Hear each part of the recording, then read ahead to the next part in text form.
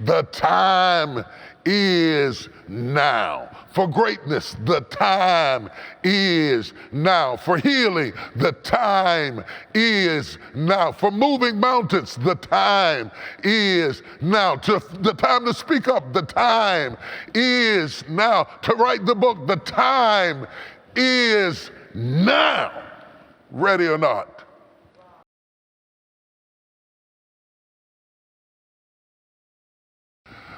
Greetings to Pastor Tiago Brunet. What a pleasure and an honor it is to be included to the Destiny Conference and to greet all of my brothers and sisters there in Brazil. I love you. I thank God for you. To all of you that come and visit the Potter's House, I'm grateful for the occasions that I've been there. I'm grateful in Brazil, and I send you my very best on this momentous occasion. I want to spend a few moments with you talking about paradigms.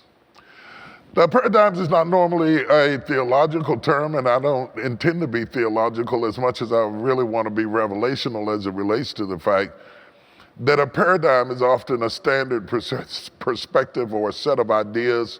A paradigm is a way of looking at something. The word paradigm comes up a lot in terms of academics and scientific and business worlds. You don't hear it much in the church, but it really means when you change paradigms, you're changing how you think about something. Some invention or some change or some outside force has come along and it has affected everything that comes after it. Paradigms, when you think of paradigms, you think of things like the invention of the telephone, you think of the steam engine, you think of technology, you think of things that change the way we do what we do. It doesn't change who we are, but it changes how we do what we do and how we see things in our lives. I'm often asked in my life, what was the defining moment that escalated my life as a leader? Or what was the thing? The question itself is really flawed because it's not really any one moment or one person or one particular idea. It is the collective influence of several steps that bring about a change so massive that your life will never be the same again.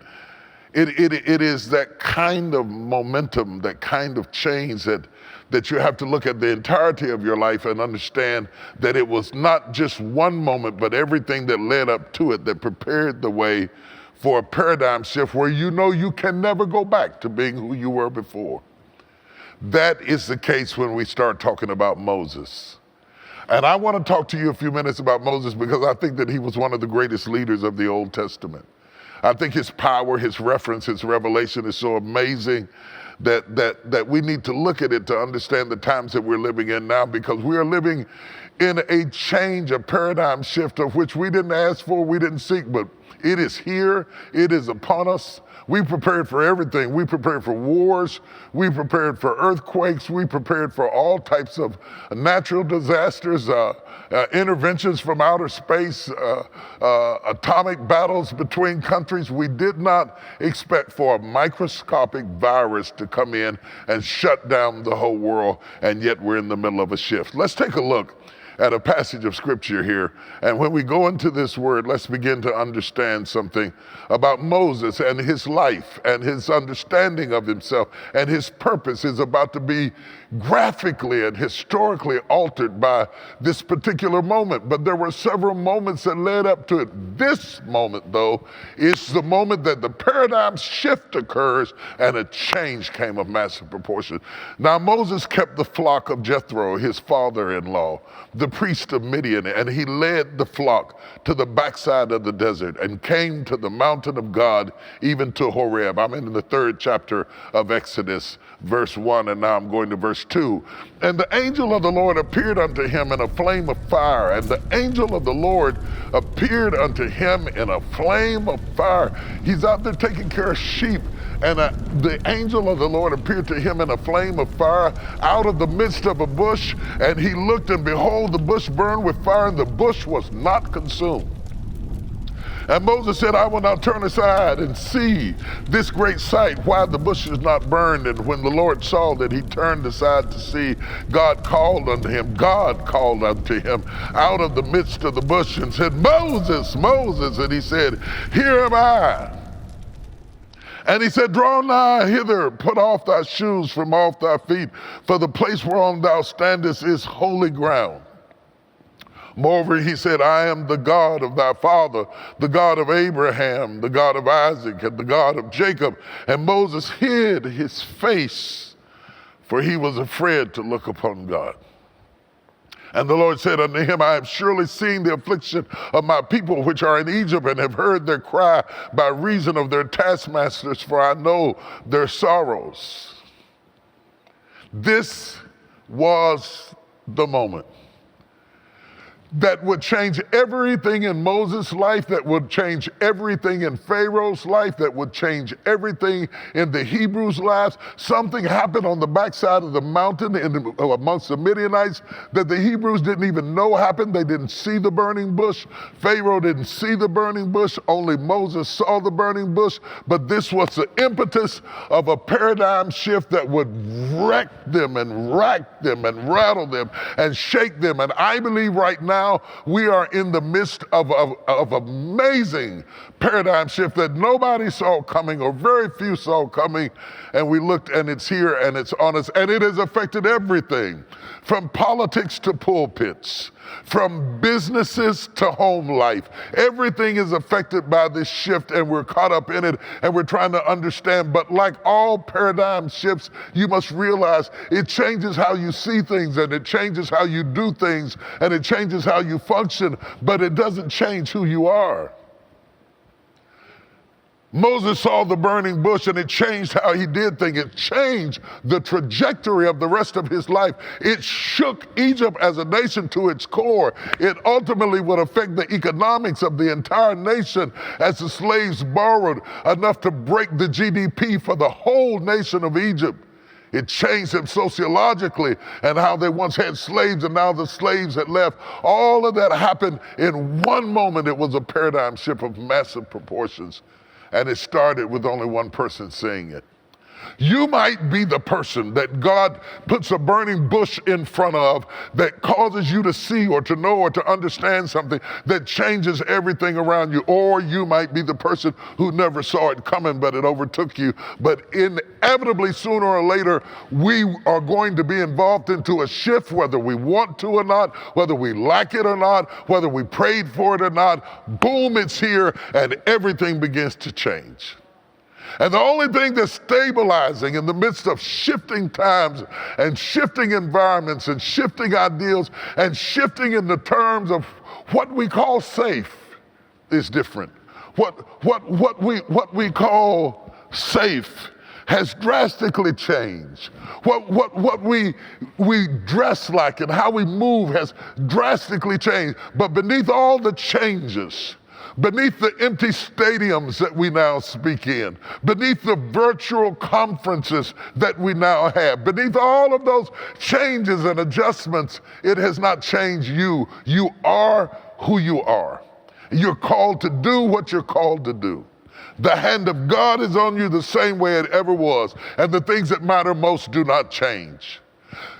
What matters most? Purpose. Understanding your purpose in the middle of a paradigm shift is critical. To know who you are, because how you do things may change, who you do them with may change, why you're doing it may change, but who you are at your core centers around a clear understanding of your purpose.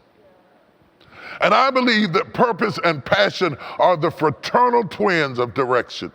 That you can't know your purpose until you understand your passions, that your passions leave you clues about your purpose. Whatever you're passionate about, whatever makes you get out of the bed in the morning, whatever makes your eyes light up when you think about it, is a clue pointing you in the direction of your purpose. And you've got to understand your purpose, because when you're in a paradigm shift, you're in a whirlwind. You're in a whirlwind of mammoth proportions. You're in a whirlwind of change and deliberation. You're in a whirlwind that begins to challenge everything you ever knew. But God is not surprised. We're taken off guard, but God is not surprised. God knows exactly what he's doing. He determined exactly what moment the time was right. He meant for Moses to be back in Midian for 40 years, going through a stage that I call preparation. So you must understand you have your passion and you understand your purpose, but you must understand preparation. And preparation is never time wasted, my friend. Preparation is very important. And Moses did not know he was preparing to be this radical individual that would lead the Hebrews out of bondage. He didn't know that's what he was doing. He thought he was just taking care of sheep. But the menial work that you're doing right now may be the microcosm of destiny. What are you saying by that? I am saying that in hidden form, God is teaching Moses how to lead and showing him in the matrix of a menial task a much mightier thing that he's going to do, but God is letting him practice and prepare in the privacy of his life to discover who he is. And God is using the sheep as a metaphor for the nation of Israel, and he's implanting in his leader shepherd skills. Because Moses will live out his destiny, in essence, doing what he's doing in his desert. In his desert, he is leading sheep. In his desert, he is making sure they're fed. In his desert, he is getting the ones that are trapped out of bondage. In his desert, he is fighting off predators. In his desert, he has to make the preparations for their daily bread. In his desert, he has to pick all the lice and ticks and boils off of them. And Moses is going to go radically from the place of being in the matrix of working with sheep, out of that microcosm into the explosive arena of going before kings. But when he goes before kings, he is still the guy that was taking care of sheep. He has just escalated into the next level, and he did not know it. Nobody told him it was a course. Nobody told him it was a class. It was just what he had to do because he was a runaway, having had murdered a man in Egypt. It was a safe place, but even in the times of deep isolation, God is still training you. In the times of deep pain and peril and confusion and aggravation, God is still training you. In the times that there are no accolades and no celebrations, God is still training you, getting you ready for the paradigm of your life that's going to shift you and thrust you into the place where everything you went through in the past now makes sense because you're looking at it through the prism of your purpose. God says to Moses, "This is the spot, dude. It's right here. Take off your shoes. The ground you stand on is holy ground." This is going to be the paradigm that changes your life, not only as it relates to how you look forward. Look back at your life. And there were clues. There were breadcrumbs. Remember when you saw the Egyptian and the Hebrew fighting? And something leaped up in your heart and you were passionate about it? And you had to get out there and get in the fight? And you took matters into your own hand and you murdered a man? Your passion was right, your method was wrong. I put you in school in a remedial class on the backside of the desert to bring your passion down to a level of care. Because it is not enough to have a dictator who takes things into their own hands, but you must have the heart of a shepherd. So I sent you to the sheep to go to school. And I trained you for a day that you would become a leader on a greater level. Somebody watching me right now is about to shift into another level of leadership in the midst of adversity and chaos and confusion. And sometimes God allows the chaos to be the backdrop that creates a hunger and a thirst for a leader. God said, "I have heard the cry of my people crying unto me. The time is now. For greatness, the time is now. For healing, the time is now. For moving mountains, the time is now. The time to speak up, the time is now. To write the book, the time is now, ready or not. I can't go because I stutter. I don't have time to worry about that. The time is now. Lord, you're asking me to do something I'm not qualified. I don't have time to deal with your insecurities. The time is now. And in the midst of him understanding that there is a submission that is important, equally as important as preparation. Submitting to the idea that my plans have got to go, my will has got to go. I was satisfied out here with the Midianites. I found me this chick, beautiful girl. I'm gonna start me a life. And all of a sudden, God disrupts everything, and you have to be submissive to it. You see, this moment at the burning bush is much like Jesus in the Garden of Gethsemane. It is the place in life where you throw all your plans in the air and how you looked at yourself into the air, and you open yourself up to the possibility that God's will is better than yours, and you say, not my will, but thine be done. I take off my shoes, I take off my agenda, I take off my ambition, I take off my pride, I even lay down my insecurity, and even if I have to go stuttering down to Pharaoh, and I might look like a fool, but I'm gonna go because God called me to go. It's a paradigm shift that leads to a promotion. My next point is promotion. Promotion is on its way. Promotion is on its way. And the funniest thing about promotion, when we have promotions, we normally have caps and gowns and pomp and circumstance and singing and music, and we have all of these diplomas and degrees, and we give out all of these certificates, and we have great promotions. When God has promotions, it's in the midst of hell and storm and lightning and lice and flies and frogs and hunger and frustration, and that's how you know you're promoted, by the level of problems you have. I told a friend of mine, I said, it was only when I was attacked that I realized I was promoted. It is often the attacks in your life when you're attacked on a level that doesn't make sense to you.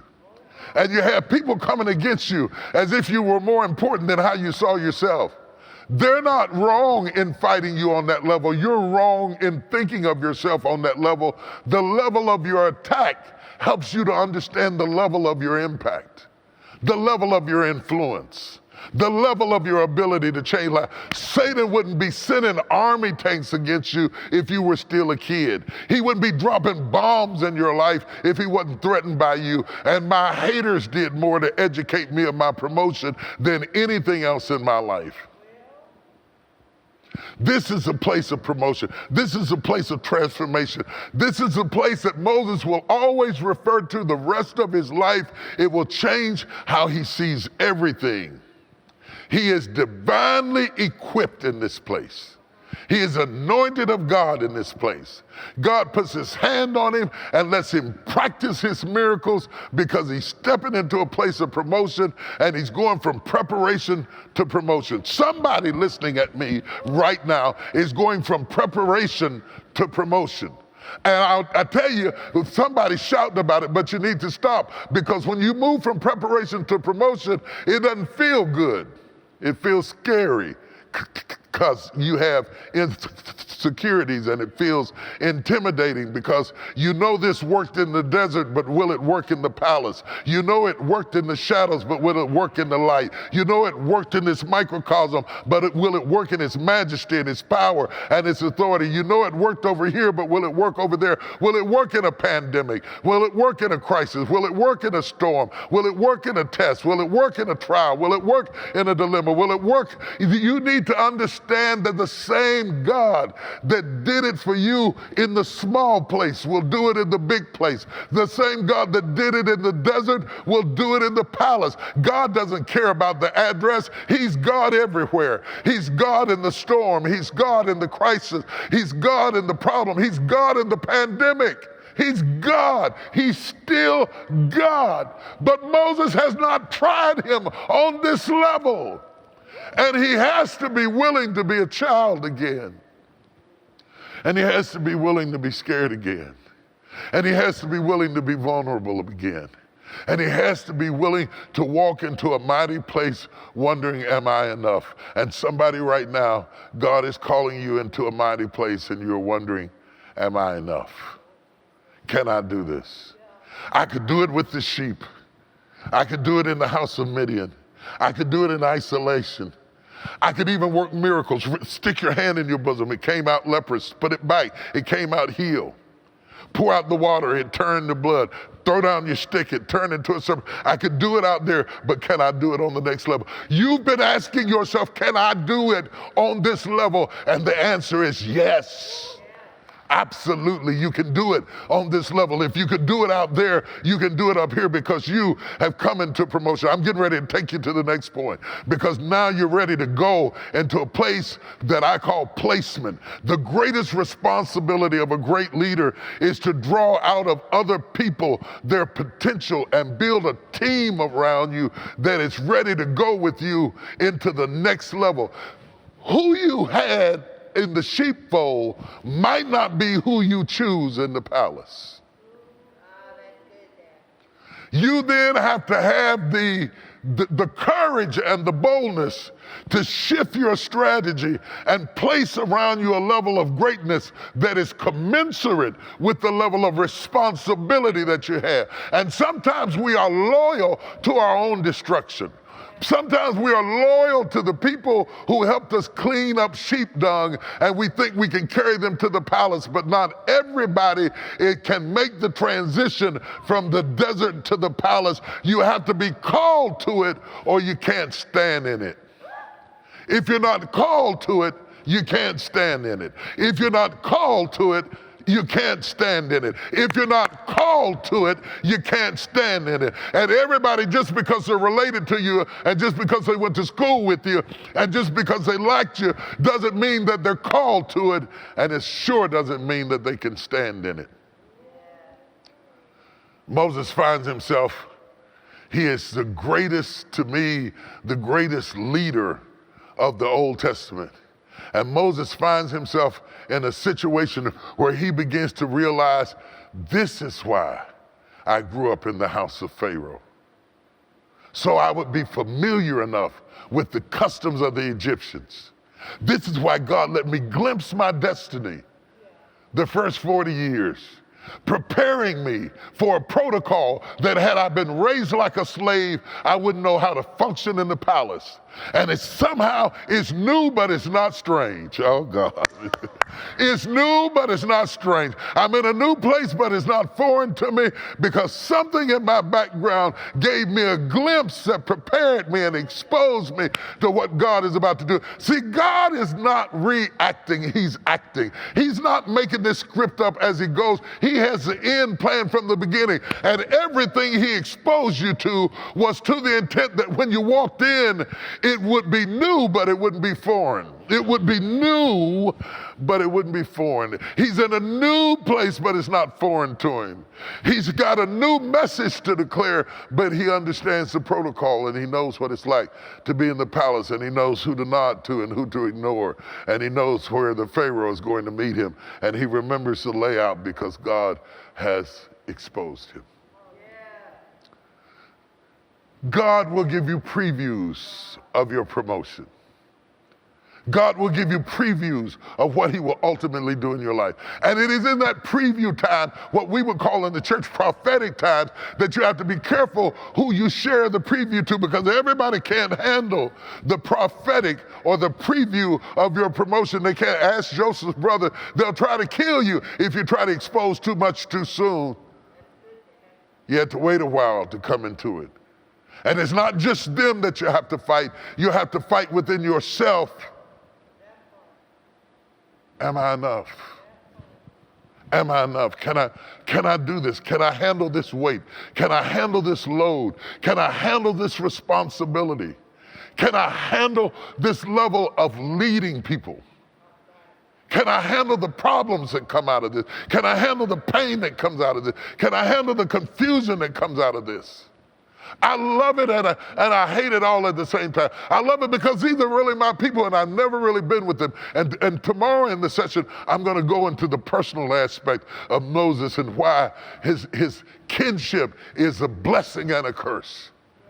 It's a blessing and a curse. It is his greatest strength that he is kin to the Hebrews. And it is his greatest weakness that he is kin to the Hebrews. So you won't want to miss my next session because I'm going to share something with you.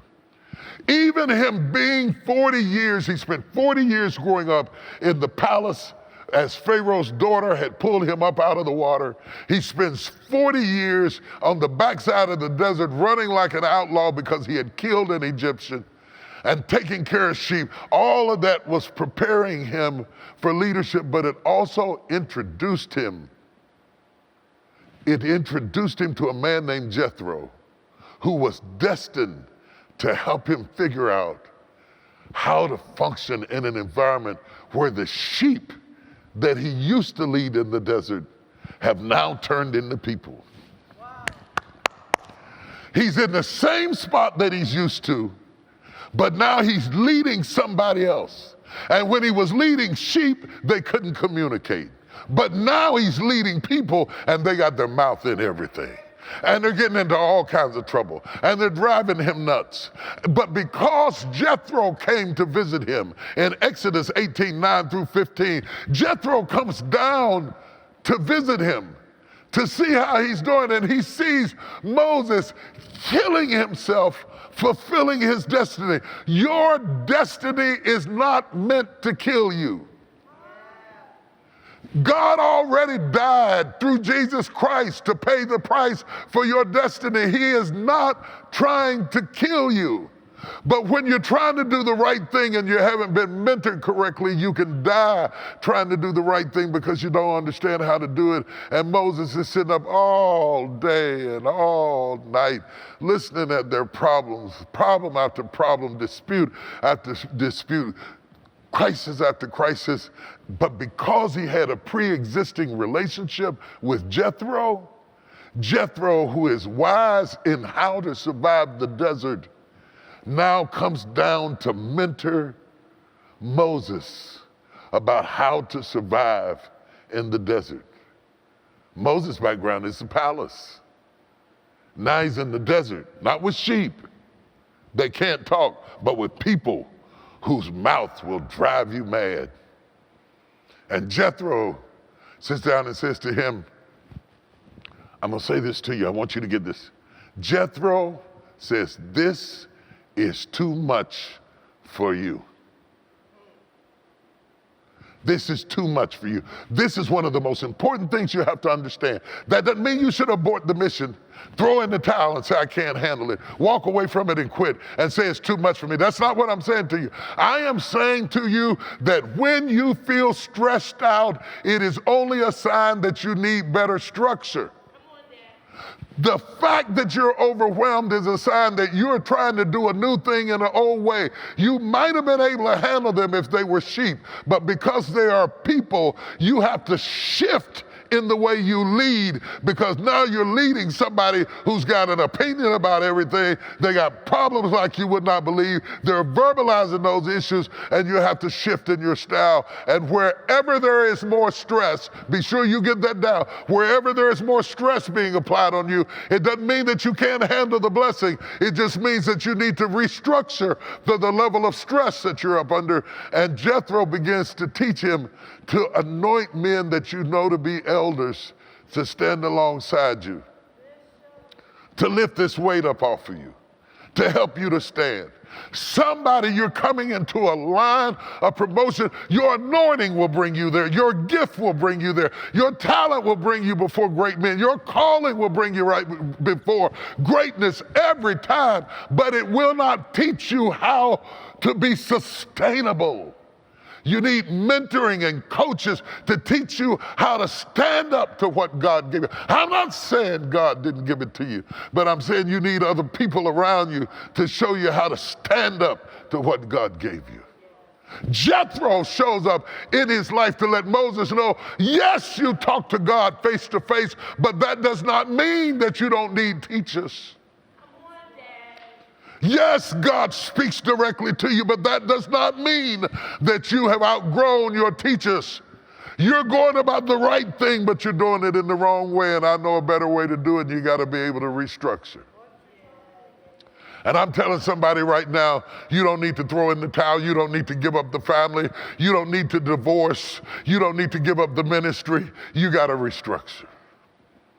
You got to restructure your time and your energy and your attention and your focus so that you are being reserved for your highest and best use. Moses, you're not supposed to be spending day after day standing out here listening to people grumble.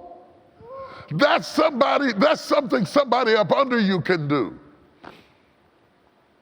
You need to be reserved for your highest and best use. You are too important now to be stuck doing the menial while you are called to do the mighty.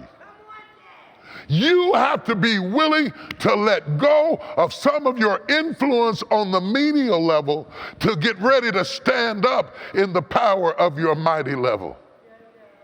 Because I brought you this way, and because I brought you through small beginnings, you still have a small mentality, and you focus on the minor at the expense of the major. And I'm trying to show you something, because if I don't show you this, you're going to miss your opportunity. If I don't show you, you're going to mess up your mission. If I don't show you, you're going to be destroyed. If I don't show you, you're going to be overwhelmed. If I don't show you, you're going to shipwreck. And I came to show you, you're the right man, but you can't do it by yourself. You're the right leader, but you can't do it by yourself. You got the right anointing, but you can't do it by yourself. Because you came from small beginnings, you focus on small stuff at the expense of the big stuff. And if you don't change the way you do things, greatness is going to kill you. I don't know who I'm talking to, but I'm talking right to somebody. You come a mighty long ways in your place, in your placement, in your stature. But until you start raising up other people and placing them in positions of influence, you will go no further. I came to tell you, you have gone as far as you can go by yourself.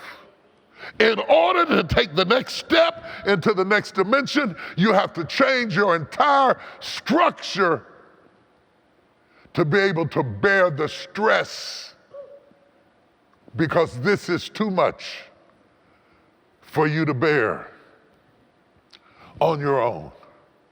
This is too much for you to carry by yourself. And so you have to see yourself in other people. You have to be able to identify greatness in other people and select around you a team of people that you now place into positions so that you are free to elevate.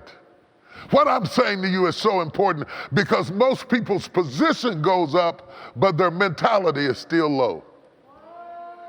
I have hired lay people and put them into management, but they still had a lay person's mentality, and they can't understand how to manage because they think on the level they left. You have to think on the level you're going to, not the level you left. These aren't sheep anymore, Moses. These are people, and they're more complicated. And whenever life gets more complicated, you have to have more structure. Your life is complicated, and you need more structure. And because you don't have structure, you gravitate to the menial to distract you from the mighty, and you're going to lose it all if you don't make the change. And I'm trying to tell you how to function in a paradigm shift. I told you it changes the way you see things. It changes the way you perceive things. It changes how you function. It changes how you make decisions. It changes how you move. It affects your passion. It affects your purpose. It affects your preparation. This is a paradigm. You can't prepare like your father prepared, because you are not fighting what your father fought. You got to have a different preparation. It affects your promotion, and it affects who you place around you. Jesus spent more time placing the 12 than he did feeding the 5,000.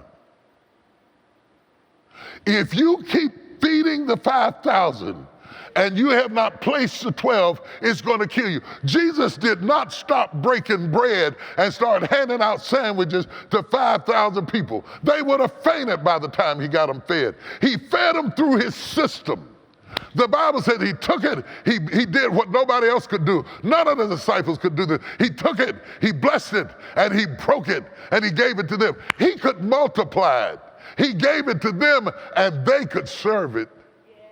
Wouldn't it have been a tragedy if Jesus came down from multiplying to servitude and started serving bread that couldn't be multiplied? Peter couldn't do it, Matthew couldn't do it, James couldn't do it, John couldn't do it. They could all serve it, but only Jesus could take it and bless it and break it and give it to them. And I'm telling you, at a time in your life that you should be multiplying, you're walking around with baskets serving. This is a paradigm shift. This is a change in how you go forward.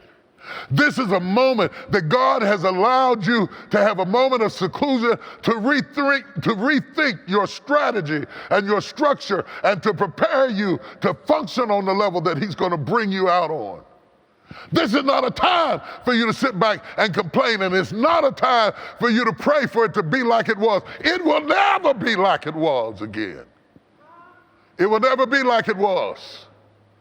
It won't stay like it is, but it will never be like it was, because all over the globe we are in the middle of a paradigm shift.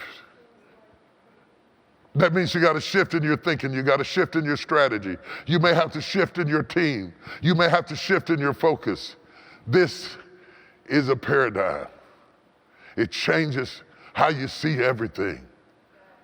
But the really, really amazing question is, does it change how you see you? Because if you can see greatness in other people, and if you can survive in the desert, and if you can withstand the preparation, and if you can walk into your promotion, and if you can understand your passions and your purpose, but it doesn't change how you see you, there may be trouble in paradise. Because until you see yourself as the one who was called out, drawn out, destined to do great things, you'll trip over small stuff. You'll fall over things that are beneath you because you don't understand that God spoke out of fire to you and said, I am the God of your fathers. I am the God that was behind your heroes. I am the God of Abraham. I am the God of Isaac. I am the God of Jacob. Now take off your shoes, because you are next in line. I will not be the God of Abraham, Isaac, and Jacob, and not be the God of Moses. You are mesmerized by what I did through Abraham and Isaac and Jacob, but I'm going to blow your mind with what I do with you. I am the God of Abraham, Isaac, and Jacob, but will you let me be the God of Moses? If so, I'm getting ready to shift you from shepherdhood to leadership, to political influence, to nation-shaking power, to a level of authority that no other shepherd boy has ever had before. I'm getting ready to take you into the next dimension. And all I need you to do in the desert of this pandemic is to drop down on your knees. Let your knees go down and your hands go up and your voice go out and say yes to your will and yes to your word, and yes to your way, and yes to your plan, and yes to your purpose, and yes to your preparation, and yes to the promotion, and yes to the placement, and yes, the paradigm. Let it happen. Who will go and work for us? Here am I. Send me. I will.